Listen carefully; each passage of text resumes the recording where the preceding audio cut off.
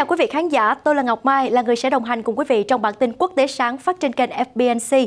Bản tin hôm nay ngày 25 tháng 5 sẽ có những thông tin đáng chú ý sau đây. Hợp sức đưa Trung Quốc vào tầm ngắm, nhưng liệu Mỹ-Hàn có cơ hội được nhìn thấy sự yếu đuối của Bắc Kinh? Câu trả lời tất nhiên là không. Đầu tuần này, Trung Quốc lên tiếng cảnh báo Mỹ-Hàn không can thiệp vào vấn đề Đài Loan.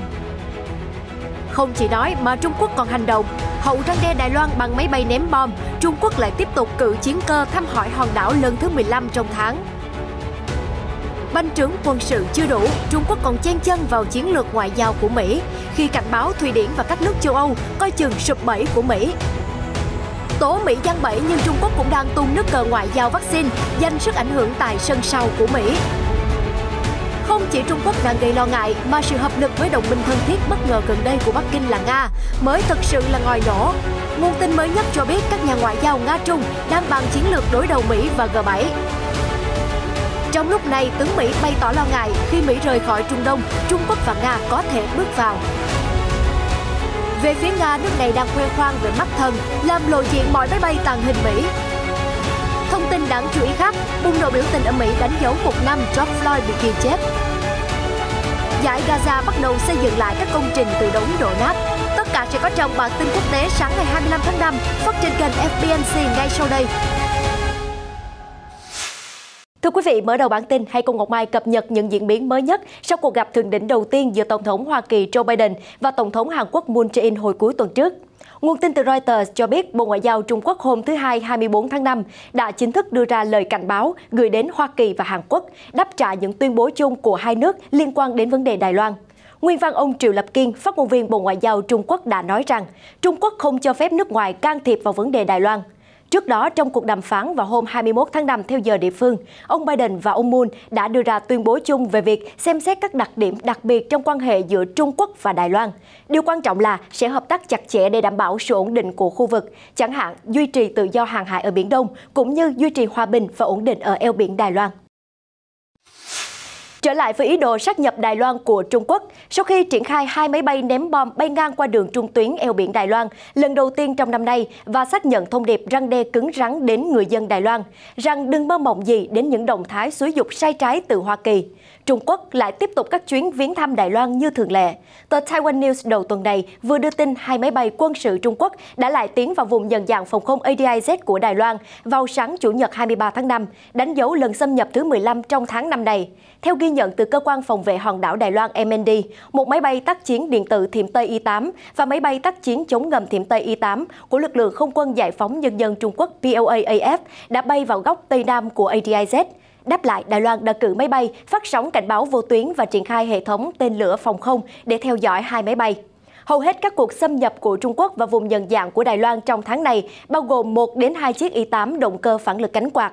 Tuy nhiên, như đã nói, trường hợp ngoại lệ là vào ngày 20 tháng 5 vừa qua, khi hai máy bay ném bom chiến đấu Tây An JH-7 của Trung Quốc băng qua đường trung tuyến eo biển Đài Loan. Động thái diễn ra trong bối cảnh Mỹ vừa cử tàu chiến USS Curtis Wilbur quá cảnh eo biển Đài Loan 2 ngày trước đó. Kể từ tháng 9 năm ngoái, Bắc Kinh đã tăng cường chiến thuật vùng xám bằng cách thường xuyên cho máy bay vào ADIZ của Đài Loan, với hầu hết các trường hợp diễn ra ở góc Tây Nam của hòn đảo.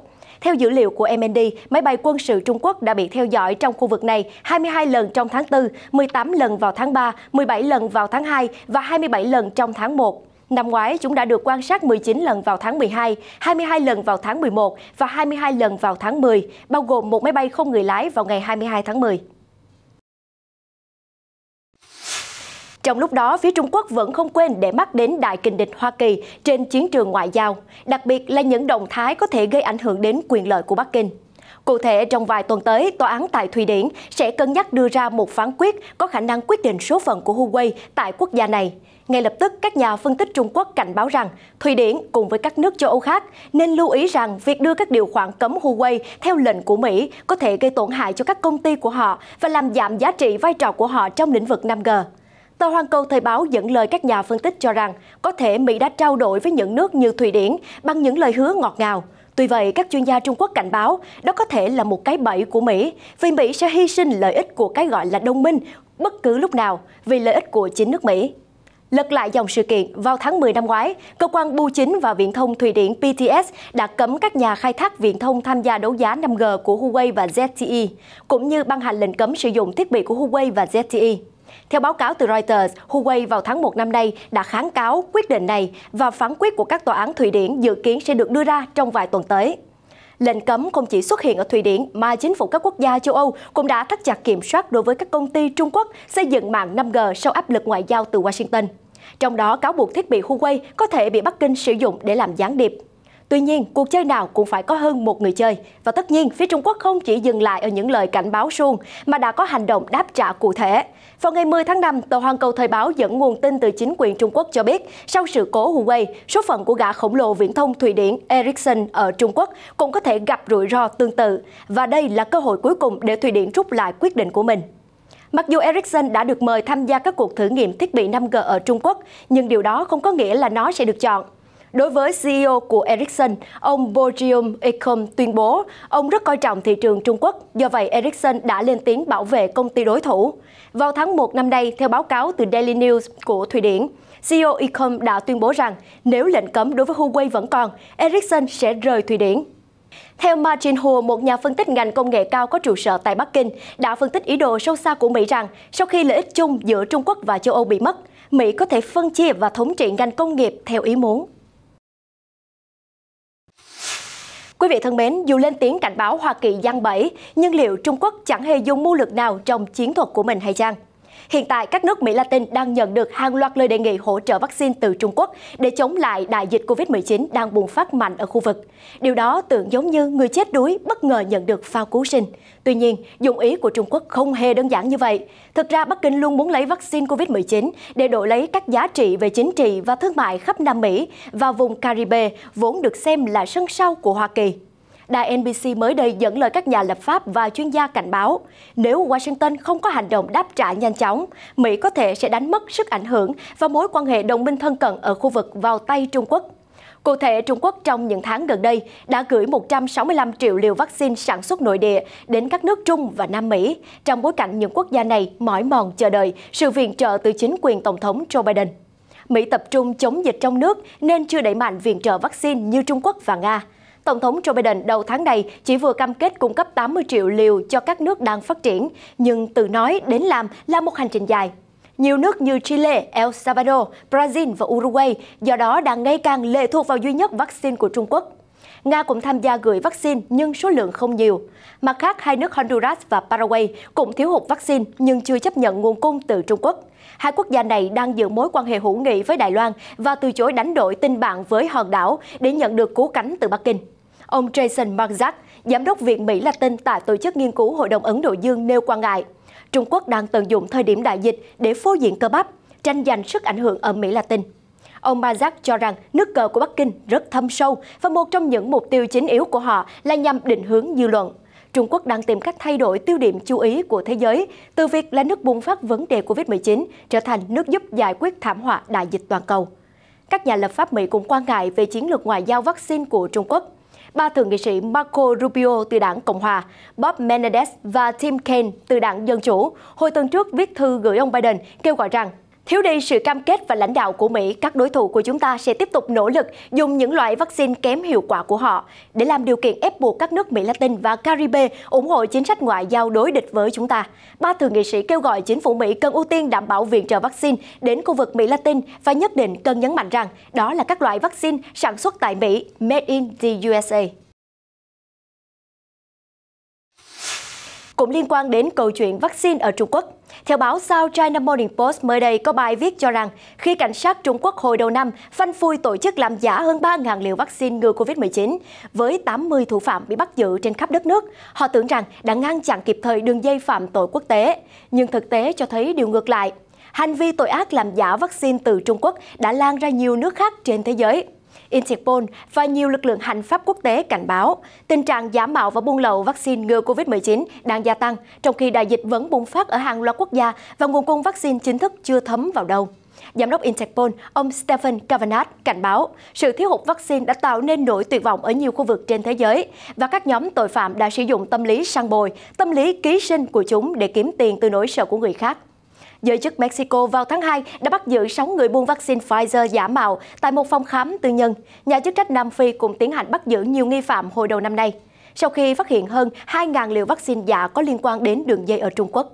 Một vụ làm giả vaccine khác được ghi nhận ở Ba Lan với thủ đoạn là dùng thuốc chống lão hóa bơm vào liều vaccine rỗng. Giám đốc Interpol cảnh báo đường dây làm giả vaccine cũng xuất hiện ở Đông Nam Á nhưng với quy mô nhỏ hơn. Tuy nhiên, cũng có thể là do hoạt động tội phạm ở khu vực này chưa bị phát hiện và tố giác triệt để. Interpol khuyến nghị điều quan trọng nhất là người dân chỉ nên tin tưởng vào nguồn cung cấp vaccine của chính phủ. Ở một diễn biến khác, tướng thủy quân lục chiến Frank McKenzie, người đứng đầu Bộ Tư lệnh Trung tâm Hoa Kỳ và chỉ huy hàng đầu của Hoa Kỳ tại Trung Đông, vừa đưa ra một nỗi lo mới liên quan đến cả Trung Quốc và Nga. Theo hãng tin AP, ông McKenzie đã nói trong một cuộc phỏng vấn cuối tuần qua rằng Trung Đông nói chung là một khu vực cạnh tranh gay gắt giữa các cường quốc, và một khi Mỹ điều chỉnh tư thế của mình trong khu vực, Nga và Trung Quốc sẽ xem xét rất kỹ để xem liệu họ có thể nhảy vào khoảng trống nào hay không. Theo đó, việc bán vũ khí sẽ là một nhu cầu mà Moscow và Bắc Kinh có thể khai thác. Ông McKenzie nói Nga luôn cố gắng bán hệ thống phòng không và các loại vũ khí khác cho bất kỳ ai có thể. Còn Trung Quốc có mục tiêu dài hạn là mở rộng sức mạnh kinh tế và cuối cùng là thiết lập các căn cứ quân sự trong các khu vực. Được biết, trong vài tháng ngắn ngủi kể từ khi Tổng thống Joe Biden nhậm chức, ông đã ra lệnh rút toàn bộ quân đội Mỹ khỏi Afghanistan và bắt đầu xem xét sự hiện diện của lực lượng Mỹ tại Iraq, Syria và trên toàn cầu. Lầu Năm Góc cũng đã chuyển tàu, lực lượng và hệ thống vũ khí ra khỏi các quốc gia Trung Đông khác. Tuy nhiên, cũng trong thời điểm này, ông Biden vẫn phải cử các quan chức chính quyền cấp cao tới khu vực vùng vịnh để trấn an các đồng minh đang lo lắng khi Mỹ có ý định mở lại các cuộc đàm phán với Iran về thỏa thuận hạt nhân năm 2015 mà cựu Tổng thống Donald Trump đã hủy bỏ 3 năm trước. Bởi lẽ, nỗ lực tái khởi động các cuộc đàm phán với Iran gây ra lo ngại ở một số quốc gia Trung Đông vốn dựa vào Mỹ để duy trì sức ép lên Tehran. Quý vị thân mến, kẻ thù của kẻ thù là bạn. Câu nói phản ánh chính xác mối quan hệ ngày càng khăng khít hơn giữa Nga và Trung Quốc, khi hai bên cùng chung chiến tuyến để tranh giành sức ảnh hưởng từ tay Hoa Kỳ. Mới đây, nhà ngoại giao hàng đầu Trung Quốc Dương Khiết Trì đã có kế hoạch đến Nga để bàn về chính sách chiến lược hợp tác an ninh mới, giữa lúc hai cường quốc này đều mâu thuẫn chất chồng với Washington. Cùng tham vấn với ông Dương Khiết Trì sẽ là thư ký Hội đồng An ninh Nga, ông Nikolai Patrushev. Cuộc gặp diễn ra trong bối cảnh cả Bắc Kinh lẫn Moscow đều cáo buộc Washington thành lập liên minh các nước đối đầu lẫn nhau, ám chỉ việc Bộ Tứ Kim Cương gồm các nước Mỹ, Nhật, Úc và Ấn Độ thắt chặt hợp tác ứng phó với các mối đe dọa chủ yếu từ Trung Quốc. Theo báo South China Morning Post, Trung Quốc và Nga đã và đang ra sức gắn kết mối quan hệ từ đầu năm nay. Mới hồi tuần trước, trong sự kiện khởi công xây dựng 4 nhà máy hạt nhân ở Trung Quốc, Chủ tịch Tập Cận Bình đã tuyên bố hai nước cam kết hỗ trợ và hợp tác chặt chẽ hiệu quả để cùng chống lại đại dịch COVID-19, cũng như với các thay đổi khó lường của thế kỷ. Đáp lại, Tổng thống Nga Vladimir Putin cũng từng ca ngợi mối quan hệ song phương đã đạt tới mức tốt đẹp nhất trong lịch sử. Liên quan đến cuộc gặp cấp cao sắp tới giữa ông Dương Khiết Trì với ông Nikolai Patrushev, chuyên gia Giang Xin, phó giáo sư ngành quan hệ quốc tế tại Đại học Đông Trung Hoa, nhận định rằng hai bên sẽ thảo luận về việc phát triển ở vùng chiến lược Bắc Cực và hợp tác trong lĩnh vực không gian. Đặc biệt, mọi chủ đề nóng trong cuộc gặp dự kiến sẽ liên quan đến Mỹ, thậm chí là bàn cách phản ứng với nhóm G7 đang tỏ ra ngày càng cứng rắn hơn với Trung Quốc và Nga. Đầu tháng này, các ngoại trưởng G7 đã mô tả Moscow là xảo quyệt và Bắc Kinh là kẻ bắt nạt.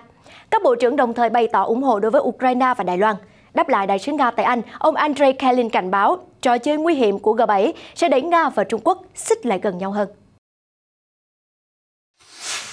Thưa quý vị, tiếp nối những thành tựu vũ khí mà Moscow đang chạy đua trên trường thế giới, trang tin TASS hôm 24 tháng 5 đã dẫn lời Tổng giám đốc của Almaz Antey, nhà phát triển chính và sản xuất các hệ thống phòng thủ hàng không vũ trụ của Nga, ông Yan Novikov, tuyên bố các radar Nebom vừa xuất xưởng của Nga có thể phát hiện các máy bay tiên tiến bao gồm F-22 Raptor và F-35 Lightning II của Mỹ. Vì Tổng giám đốc này khẳng định radar Nebom là mối đe dọa của các công nghệ tàng hình. Tất nhiên, trong đó có các tiêm kích mà Mỹ đang tự hào. Quan chức này tiếp tục khoe rằng công ty hiện đang sản xuất hơn 30 loại hệ thống radar đa chức năng di động. Nói về mắt thần Nebom, radar này có thể làm lộ diện các máy bay và tên lửa đạn đạo ở khoảng cách 1.000 km. Có mục tiêu trên không và siêu thanh được phát hiện ở cự ly 600 km, cao hơn 2 lần tầm bắn của các thế hệ trước. Công nghệ tàng hình cũng chỉ là chuyện mũi đối với thế hệ các radar mới vừa được Nga sản xuất. Bên cạnh Nebom, các radar container nhìn xuyên đường chân trời cố định cũng theo dõi hàng không chiến đấu gần biên giới Nga. Chúng có thể phát hiện mục tiêu ở khoảng cách 2.000 km. Các radar Nemo-M và hệ thống radar container được coi là xương sống của tổng trường radar dọc theo biên giới mặt đất của Nga. Các radar mới nhất sẽ được cung cấp cho các đơn vị triển khai ở những hướng nguy hiểm nhất. Trước đó, những chiếc Nemo-M đầu tiên đã được chuyển giao cho quân khu phía Tây vào năm 2017. Sau đó, chúng được cung cấp cho các trung đoàn ở các vùng Transbaikalia, Khabarovsk và Primorie. Các radar này đã được chuyển giao cho lực lượng phòng không Crimea vào năm 2018. Nemo-M di động có thể được tái triển khai nhanh chóng bằng máy bay đổ bộ hoặc đường hàng không. Trở lại với các vấn đề trong nội bộ nước Mỹ, thưa quý vị, các lãnh đạo về quyền công dân và nhiều nhà hoạt động xã hội vừa tổ chức cuộc biểu tình quy mô lớn ở thành phố Minneapolis, bang Minnesota để tưởng niệm 1 năm George Floyd bị cảnh sát ghi chết. Thông điệp chính của cuộc biểu tình là 1 năm trôi qua, điều gì đã thay đổi? Bà Bridget, chị ruột của George Floyd, xúc động nói với dòng người biểu tình. Mọi chuyện rất khó khăn và đầy tức giận đối với bản thân tôi và gia đình. Cảm giác như cuộc sống đã đảo lộn chỉ sau vài khoảnh khắc. Tôi vẫn không hiểu tại sao gia đình mình lại lâm vào tình cảnh này. Đám đông sau đó tuần hành khắp thành phố, kêu gọi cải tổ lực lượng cảnh sát.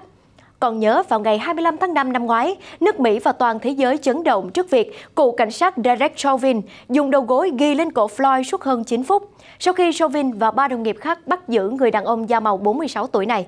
Ông Floyd bị còng tay và nhận cáo buộc dùng tờ tiền 20 đô giả để mua thuốc lá ở tiệm tạp hóa. Cái chết của George Floyd thổi bùng làn sóng biểu tình hỗn loạn suốt mùa hè năm ngoái, nhấn chìm nước Mỹ trong bạo lực và sự tức giận sục sôi về nạn phân biệt chủng tộc. Vào tháng trước, tòa án phán quyết cựu cảnh sát Chauvin 3 tội danh giết người cấp độ 1 và 2, cùng với tội ngộ sát. Bản án dành cho Chauvin dự kiến được tuyên bố vào ngày 25 tháng 6 tới đây. Quý vị thân mến, việc duy trì lực lượng vệ binh quốc gia Mỹ ở thủ đô Washington DC vừa chấm dứt từ 0 giờ ngày 23 tháng 5 theo giờ địa phương. Trong tuần này, các quân nhân bắt đầu lên đường trở về căn cứ ở các tiểu bang quê nhà, sau hơn 4 tháng giúp duy trì an ninh ở thủ đô kể từ vụ tấn công đồi Capitol gây chấn động ngày 6 tháng 1. Vào lúc cao điểm, có đến 5.200 quân nhân vệ binh quốc gia được bố trí cảnh giác xung quanh Capitol. Nhiệm vụ này liên tục kéo dài thời hạn từ tháng 3 cho đến ngày 23 tháng 5 vừa qua. Câu chuyện hàng trăm lính vệ binh phải ngủ dưới hầm đỗ xe cũng từng gây tranh cãi lớn ở Mỹ. Nhưng dù sao, những người lính đã hoàn thành trọn vẹn một nhiệm vụ không hề dễ dàng ở thủ đô Washington. Giờ đây, an ninh đã được tái thiết lập, trong khi việc truy tìm và khởi tố các vụ án liên quan đến ngày 6 tháng 1 đang tiếp tục diễn ra. Thưa quý vị, Tổng thống Joe Biden và đệ nhất phu nhân Jill Biden đã lên đường về Nhà Trắng vào cuối ngày Chủ nhật 23 tháng 5 sau khi dành thời gian cuối tuần ở trại David.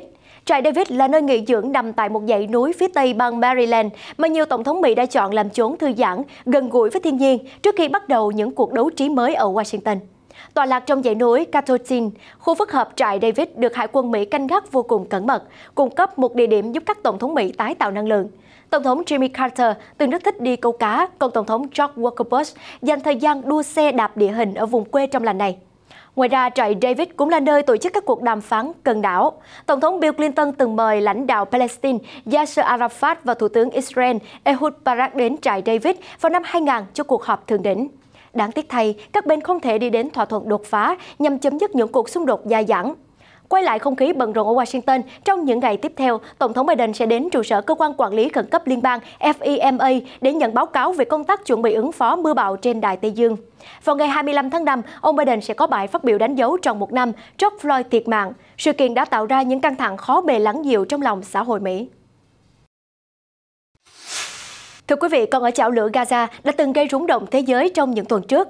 Giới chức và người dân Gaza hiện tại đã bắt đầu xây dựng lại các công trình bị phá hủy trong cuộc giao tranh tàn khốc 11 ngày giữa Hamas với Israel. Thỏa thuận đình chiến do Ai Cập làm trung gian đã có hiệu lực từ 2 giờ thứ Sáu tuần trước. Một cư dân địa phương tên Salah Ahmed cho biết anh sẽ cố gắng đứng dậy sau những tổn thất trong vụ xung đột ác liệt. Anh Salah khẳng định đang bắt tay vào xây dựng lại cửa tiệm của mình. Tạ ơn Thánh Allah, sau 11 ngày chịu đựng không kích, nhiều người dân ở Gaza đã có thể bước ra khỏi giao tranh một cách lành lặn. Tại đây, cửa hàng của tôi đã bị phá hủy, nhưng chúng tôi sẽ không gục ngã. Trong những ngày qua, người Palestine ở Gaza cũng đã đổ xô xuống đường để ăn mừng lệnh đình chiến. Chúng tôi đang nỗ lực khôi phục cuộc sống như trước đây. Chúng tôi quyết tâm cứu trợ cho các nạn nhân và xây dựng lại các tòa nhà từ đống đổ nát. Mọi thứ sẽ bắt đầu từ ngày hôm nay. Trích lời ông Naji Sahan, quan chức cấp cao thứ 2 trong văn phòng nhà ở và việc làm tại dải Gaza. Trong khi đó, viện trợ của Liên Hiệp Quốc cũng như từ nhiều quốc gia khác cũng đang được chuyển đến cho người dân ở Gaza. Những thông tin vừa rồi cũng đã kết thúc bản tin quốc tế sáng ngày 25 tháng 5 trên kênh FBNC. Chúc quý vị sẽ có một ngày mới tràn đầy năng lượng. Những thông tin mới nhất và nóng nhất xoay quanh các vấn đề về chính trị, xã hội và đời sống trên toàn cầu sẽ có trong các bản tin quốc tế tiếp theo, phát sóng vào 8 giờ sáng hàng ngày trên kênh FBNC. Ngọc Mai xin chào tạm biệt và hẹn gặp lại.